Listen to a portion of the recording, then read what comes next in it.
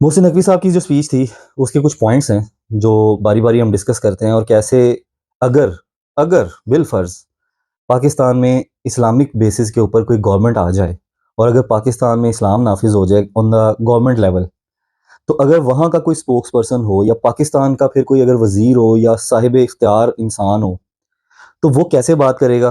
वो मैंने जो कभी विजुअलाइज़ किया था अपने माइंड में, वो मैंने मोहसिन नकवी साहब को इकोनॉमिक समिट में स्पीच करते हुए जब सुना तो मुझे तब ये फ़ील हुआ।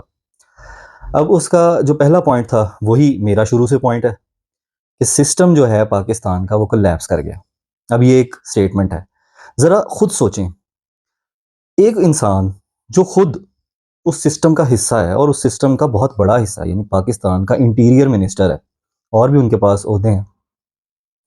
उसका ये एडमिट कर देना on camera in front of the world, system collapse कर गया। ये कोई छोटा वाक़या नहीं है। मेरे ख़्याल में अगर कोई ऑनेस्ट गवर्नमेंट दुनिया में एग्ज़िस्ट करती हो और उसका कोई वज़ीर बात कर रहा हो, वो ही ऐसे बात कर सकता है।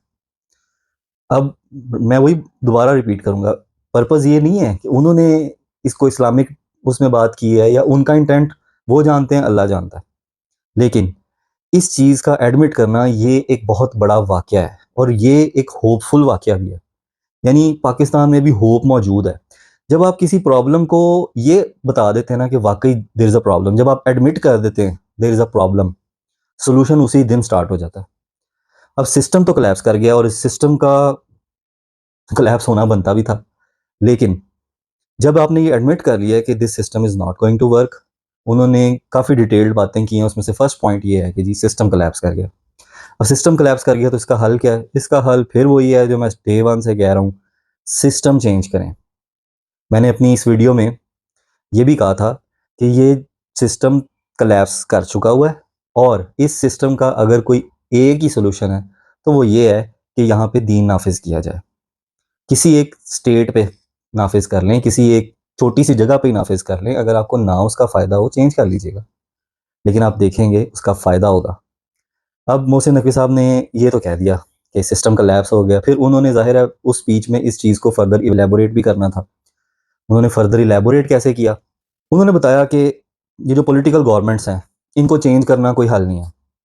यानी एक गवर्नमेंट आती है, बड़े वादे-शादे करके आती है, आके उससे जब परफ़ॉर्म नहीं होता, तो वो किसी भी इदारे को ब्लेम कर देती है। कभी कहते हैं जी, हमें इख्तियार नहीं मिला।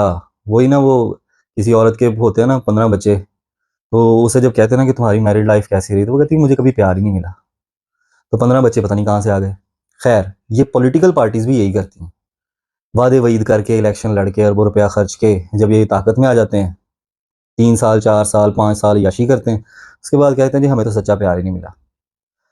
तो गवर्नमेंट्स चेंज कर देना इज़ नॉट इनफ। यानी अगर आप सोने का भी रॉ मटेरियल डालें, लेकिन आप जो मशीन है वो गंद बनाने वाली में डालें, तो उसने गंद ही बना के निकालना है उसको। इसी तरह आपका जो सिस्टम है वो है कोर।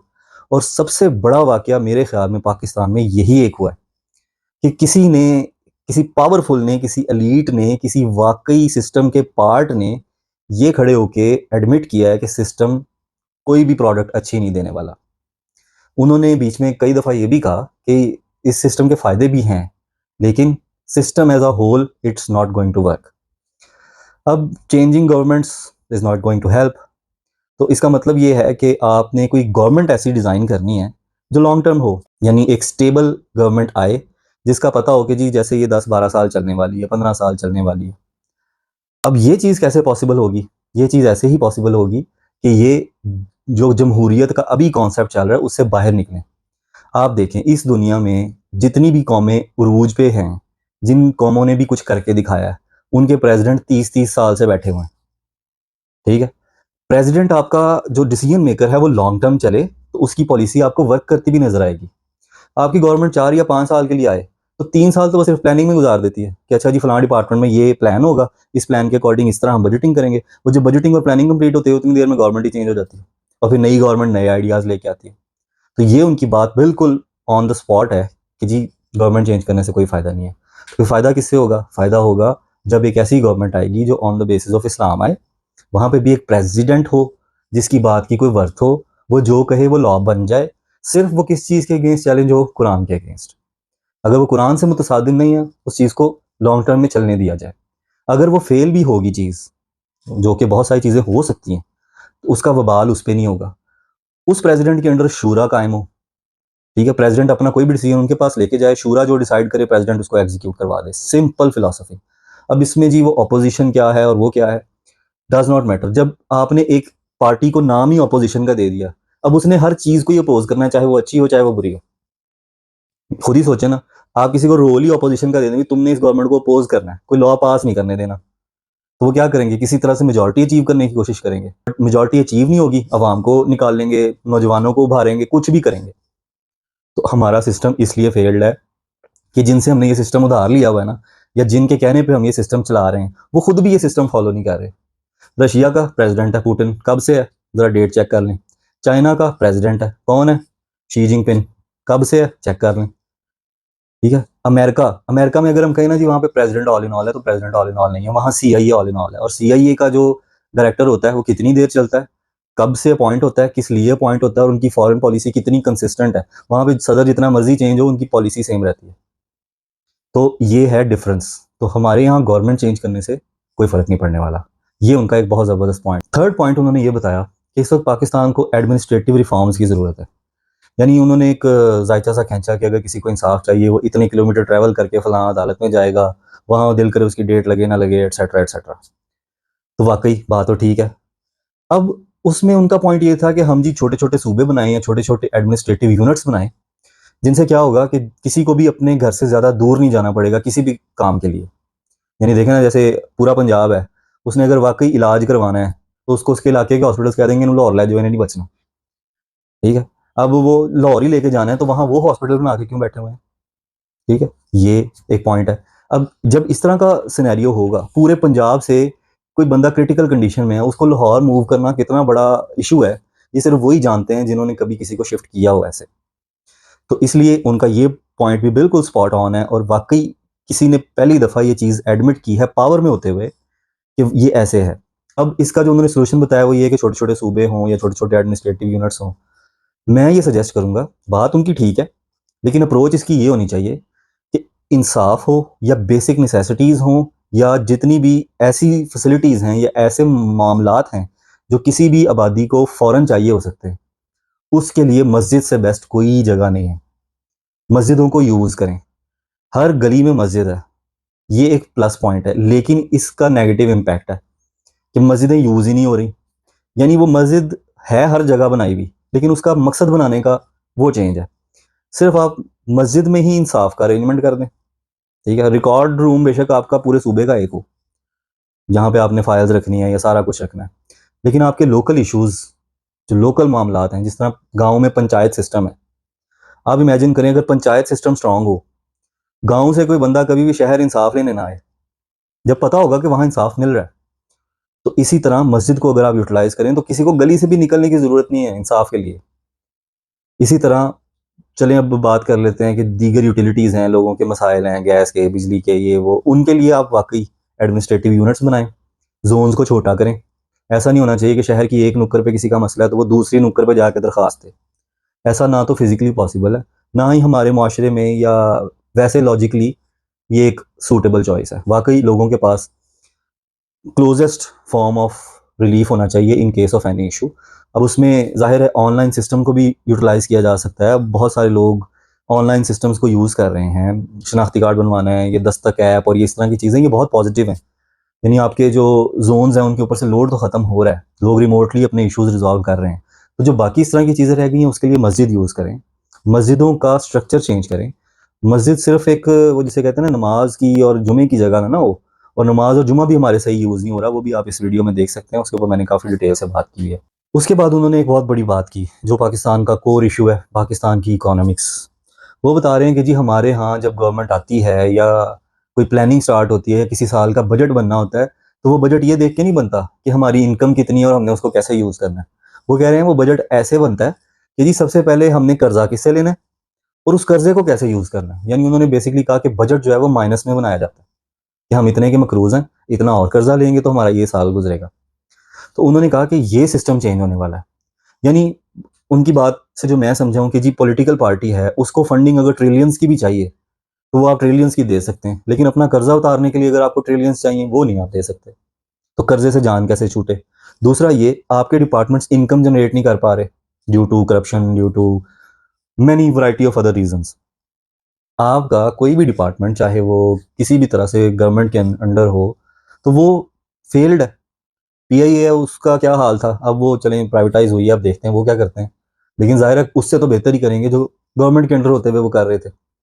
तो there is a check and balance on these things.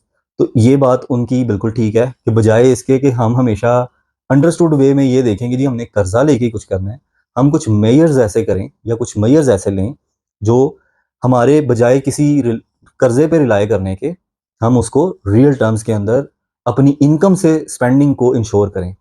जिसके लिए उन्होंने एक बात की कि जी हमारे सरमायाकार के पास अगर किसी कंपनी को प्रॉफिट हो जाए ना, बड़ी कंपनी को, लोग कहते हैं चोर है। उन्होंने ये बात बिल्कुल ठीक की है। पूरी दुनिया में जितनी भी कंट्रीज हैं वो अपने बिलियनियर्स पर रश्क करती है, हमारे पास जी इतने बिलियनियर हैं, उनके लिए फख्र का बायस होता है। और हमारे मुल्क में एक अजीब सा सिस्टम है कि किसी के पास अगर दौलत आ ही जाए, कोई कंपनी कुछ कमाने लग ही जाए, हम कहते हैं चोर ने, या बिजली चोरी कर दे उन्होंने, या गैस चोरी कर दे उन्होंने। मतलब हम चाहते हैं कि हमारा ना कोई भी बंदा बिलियनियर ना बने। और अगर हमारे पास कोई बंदा बिलियनियर नहीं बनेगा तो जॉब्स कैसे क्रिएट करेगा। उसके बाद उन्होंने एक बहुत इंपॉर्टेंट पॉइंट हाईलाइट किया, जो आप मेरी इस वीडियो में भी देख सकते हैं कि यूथ कितनी इंपॉर्टेंट है। उन्होंने कहा कि यूथ को हर महीने 2500 रुपया दे दिया, लैपटॉप दे दिए, इस चीज़ से उनका कुछ नहीं बनना। उनको स्कूटर दी जाओ, लैपटॉप दी जाओ, उससे वो क्या करेंगे। आपके नौजवान ने कभी ये चीज़ें मांगी हैं? जो नौजवान मांग रहा है वो आप दे नहीं रहे। बात उनकी बिल्कुल ठीक है। अब नौजवान को देने की ज़रूरत क्या है? मैं कहता हूँ उनको नौकरियां भी ना दें, उनको कुछ ना दें, आपको उन पे स्पेंड करने की ज़रूरत नहीं। सिर्फ एक चीज़ इंश्योर कर दें, उनकी एजुकेशन फ्री कर दें। आप देखें क्या चेंज आता है। एजुकेशन का आपका बजट वो भी हर साल कभी आप कम कर देते हैं, कभी इतने टीचर निकाल दो, इतने टीचरों को ऐसे कर दो, स्कूलों को ठेके पे दे दो। और स्कूल भी माशाल्लाह क्या कर रहे हैं, उस पर हम इंशाल्लाह बहुत जल्द एक वीडियो करेंगे कि हमारे स्कूल्स ने क्या उधम मचा के रखा हुआ है और हमारा एजुकेशन सिस्टम जो है वो कैसे एक फैक्ट्री है पैसा कमाने की। लेकिन कभी यूथ ने कहा है बाहर निकल के कि जी हमें स्कूटियां दो, नहीं तो हमारा फ्यूचर जो है वो बड़ा मुतासर हो रहा है, या हमें लैपटॉप दो। आपको चीज़ें देने की ज़रूरत नहीं है, चीज़ें वो खुद ही कर लेंगे। मोहसिन नकवी साहब ने भी यही बात की कि आप उनको जो 5,000 रुपया दे रहे हैं ना, वो ना दें, आप उनको एबल करें कि वो $50,000 कमा सकें। और बात ठीक है, किसी को भूखे को दरिया के किनारे मछली पकड़ के आप दे दो, उसका एक टाइम का मसला हल होता है। उसको मछली पकड़ना सिखा दो तो उसके हमेशा के मसले हल हो जाते हैं।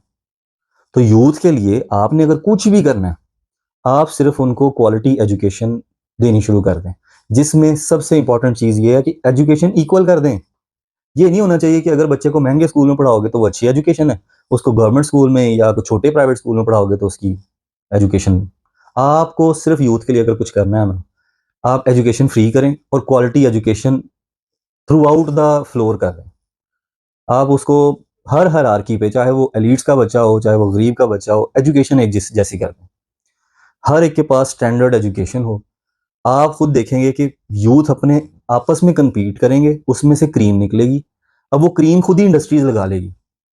इंडस्ट्रीज भी आप तो लगाएंगे ही, जाहिर है जब आपने अपने इकोनॉमी को इम्प्रूव करना है तो आप इंडस्ट्रीज लगाएंगे, और इंडस्ट्री लगाने के लिए आपको मुल्क में सिक्योरिटी प्रोवाइड करने की ज़रूरत है। सिक्योरिटी होगी तो इन्वेस्टर आएगा, आके फैक्ट्री लगाएगा। कौन डूबती हुई कश्ती में आके कमरा बनाता है? कोई भी नहीं। तो आपको सबसे पहले तो अपने मुल्क को सिक्योर करने की ज़रूरत है, अपने मुल्क के लोगों का कॉन्फिडेंस जीतने की ज़रूरत है, ताकि आपके इन्वेस्टर्स आके यहाँ इन्वेस्ट करें। उसके बाद आपकी फाइनेंशियल मामलात का जो एक बहुत बड़ा सॉल्यूशन हो सकता है वो ये है कि ज़कात को डंडे से इम्प्लीमेंट करें। जब ज़कात इम्प्लीमेंट होगी तो वो अमीर की जेब से पैसा निकाल के गरीब को देगी। अभी आपका सिस्टम गरीब की जेब से पैसा निकाल के अमीर को दे रहा है। और जब ये बैलेंस ऐसा होगा तो कोई भी मुल्क तरक्की नहीं कर सकता। फिर वही है कि आप कर्जे लेंगे, कर्जे लेके छोटी अवाम को देंगे, छोटी अवाम वही आपको देगी। आप अपने बाहर ऑफशोर अकाउंट्स बनाएंगे, जजीरे खरीदेंगे और अयाशी करेंगे। तो ये भी उनका पॉइंट बिल्कुल ठीक है। इस्लाम की रूह से ये सारे पॉइंट्स, अगर एक मुसलमान जिसे अल्लाह के सिवा किसी का डर ना ना हो, वो ऐसे ही बात करे। अब हमारी नेशनल असम्बली के अंदर, कौमी असम्बली में 200 से लेकर 250 सीटें, 200 से 250 बंदा सिर्फ अगर इसी सिस्टम के ताबे हो जाए, अगर वो इसी तरह से बिहेव करना शुरू कर दे, इसी तरह से बजाय अवाम को, पॉलिटिकल पार्टीज को, वो उस पार्टी को ब्लेम करे, सिर्फ उस रूम के अंदर, नेशनल असेंबली के अंदर बैठे हुए लोग अपने आप को ब्लेम करें। अवाम का ये इशू है, यू आर रिस्पॉन्सिबल। जिस तरह मोहसिन नकवी साहब ने बात की कि ये जो सिस्टम है ये किसकी वजह से तबाह है, इन लोगों में जो हम यहाँ जो बैठे हैं उनकी वजह से। ये फ्यूडल लॉर्ड्स, इन लोगों को हमेशा फंड करके ऊपर सीटों पे ले आना, ना कोई यंग बंदा आ रहा है, ना चेंज आ रहा है। हम 3 से 4 दिहाइयाँ हो गई हैं सेम फेसेस को हुकूमत में लेके आ रहे हैं। हुकूमत में ये आते हैं वादे वईद करके, हम ये भी कर देंगे, हम ये भी कर देंगे, और जब हुकूमत में आते हैं तो कहते हैं हम कैसे करें, हमारे पास तो अथॉरिटी नहीं है। तो फिर भाई तुम हुकूमत में क्या लेने आए थे? तो मेरे ख्याल में ये एक बहुत पॉजिटिव चीज़ है कि हमारे पावर में होते हुए किसी बंदे ने ऐसे बात की है, चीज़ों को एडमिट किया है, माना है कि जनाब हमारे सिस्टम में ये इश्यूज़ हैं। अब उन सिस्टम को चेंज कैसे करना है, उसके लिए मेरी सजेशन यही है, इस्लामिक गवर्नमेंट सिस्टम जो कि खिलाफत राशिदा में ख़ास तौर पे हज़रत उमर फ़ारूक रज़ी अल्लाह तआला अन्हु के टाइम पे जो थी, आप उसको स्टडी करके अपने मुल्क में इम्प्लीमेंट करें। डंडे के ज़ोर पे करें, क्योंकि ऑलरेडी भी तो डंडे पे ही गवर्नमेंट चल रही है ना, डंडे के ज़ोर पे करें। मैं आपको खुद बताता हूँ, गवर्नमेंट का साथ पाकिस्तान की ही अवाम देगी, सिर्फ वो सिस्टम ये वाला इम्प्लीमेंट कर दे।